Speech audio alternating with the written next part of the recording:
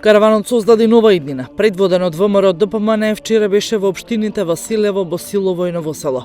Првата трибина беше во општина Василево, каде кандидатот за градоначалник Славе Андонов пред своите сограѓани вети нови водоводни и канализациони мрежи, но и враќање на општинскиот долг од 80 милиони динари. Оддалеку може да се види што работи СДСМ.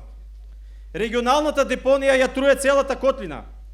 Од незината изградба која беше ветена до денеска нема ништо. Исто така во мандатот на Јанев го нема ветениот дом за прифаќање на стари лица. Караванот продолжи во општина Босилово. Ристо Манчев, кандидат за градоначалник од жителите на општина Босилово, побара поддршка, истовремено им вети дека ќе ги реши проблемите со водоснабдувањето, дивите депонии и јавната хигиена, а земјоделците ќе му бидат приоритет. Затоа што не е изграден ниту еден метар канализациона мрежа во општината. Затоа што отпадните води не се третираат на ниеден начин, а јавната хигиена е испод секое прифатливо ниво. Развојна зона, почисти и побогади планините Беласица и Огражден.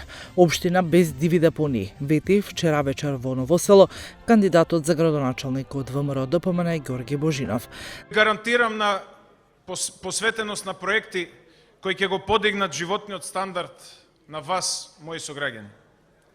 Преку креирање индустријска развојна зона, гарантирам креирање на можности за инвестиции во лесно незагадувачка индустрија. Поддршка за ините градоначалници и советнички листи даде и председателот на ВМРО ДПМН Христијан Мицковски. Тој заедно со кандидатите од партијата порача дека преку овие избори ќе се одлучи колку народот сака промени.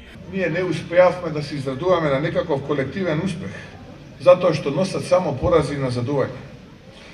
52 месеци, 5-та година поред ги лаже земјоделците дека ќе им даде субвенции, а истите тие 5-та година поред мачат со откупните цени. Како за пример, како постапува одговорен политичар, пред својот народ ќе го наведам австрискиот канцелар Себастијан Курц, кој си поднесе оставка затоа што постојат сомневања дека владени институции плаќале анкети со кои се фаворизирала власта, а се лажало.